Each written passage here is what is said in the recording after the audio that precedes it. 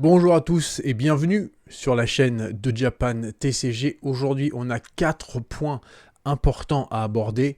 Le premier point, j'ai mis en place la possibilité d'utiliser un chat directement sur Japan TCG. Tu vas pouvoir lancer directement le chat en cliquant sur la petite bulle bleue en bas à droite de ton écran. Alors attention, le but ici n'est pas de décevoir la majorité des utilisateurs. C'est pas un chat pour rencontrer des jeunes filles pas farouches dans ta région, hein. Non, c'est juste un chat pour poser une question directement sur le site. Ça me paraît ultra simple, très efficace. Dès que tu lances le chat, on te demande ton nom, ton prénom et ton adresse mail. Et puis tu peux poser une question si tu es en train de passer une commande ou tu as une question sur un objet ou je ne sais quoi. Et puis si je suis sur mon ordinateur au moment où tu me poses la question, je peux te répondre directement dans les secondes de manière immédiate.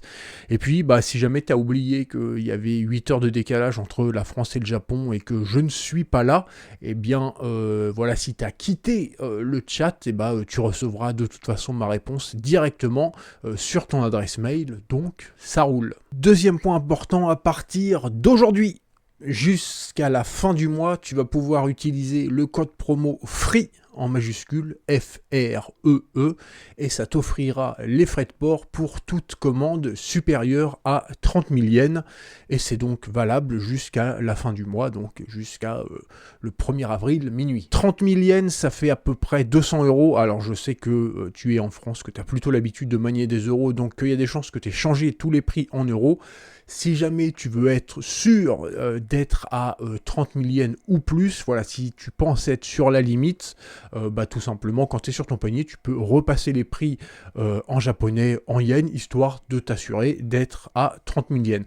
Alors 30 000 yens, bon voilà, ça fait à peu près 200 euros, ça peut paraître beaucoup, mais c'est pas un chiffre que j'ai sorti non plus de mon chapeau. C'est l'équivalent de ce qu'on appelle le panier moyen, donc si on prend la totalité des commandes qui ont été passées depuis le 1er janvier 2023 jusqu'à aujourd'hui, ça nous fait 3 mois, ce qui est un échantillon qui est plutôt pas mal.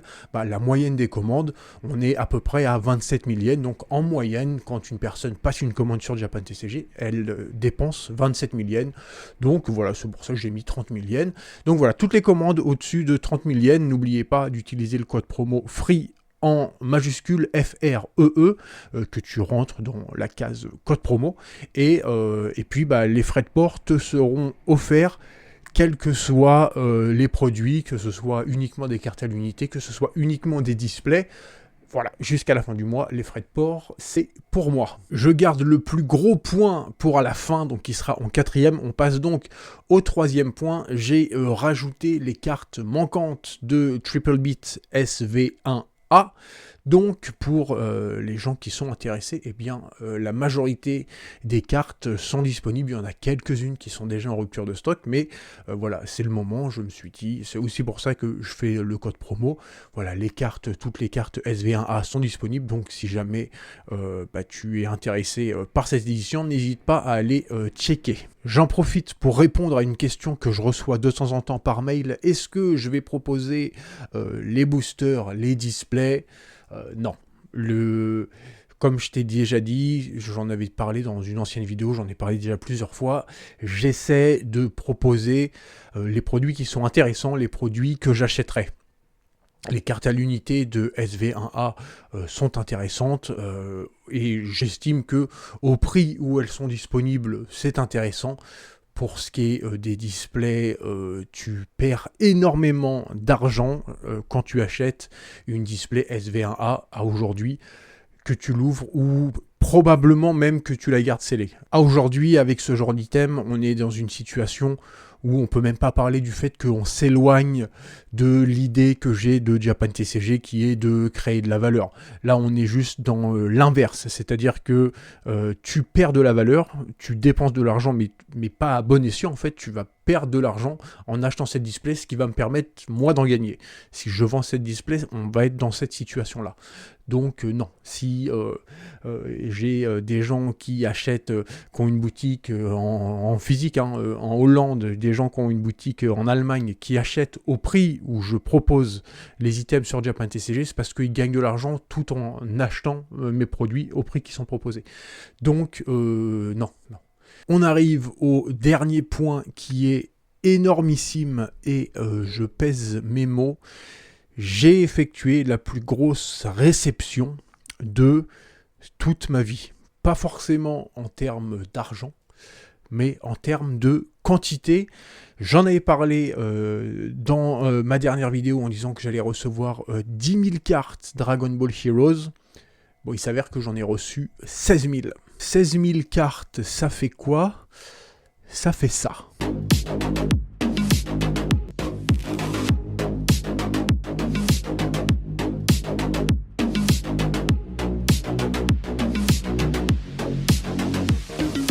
La totalité de ces cartes ne représente que 2 commandes. J'ai passé une commande de 10 000 cartes et une commande de 6 000 cartes.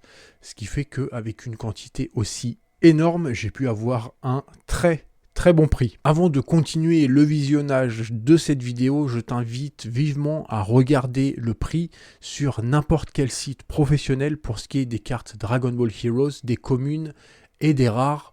On est tout le temps à plus ou moins 30 centimes pour ce qui est, enfin 30 yens pour ce qui est d'une commune et 50 yens pour ce qui est d'une rare, donc on va dire 20-25 centimes pour une commune en euros et 35-40 centimes pour une rare. Ne regarde pas sur des plateformes comme eBay, etc. parce que quand tu vends des cartes qui ont un prix extrêmement faible, bah, les gens se font arracher au niveau des frais, et ce qui fait que les cartes se vendent beaucoup plus cher sur eBay.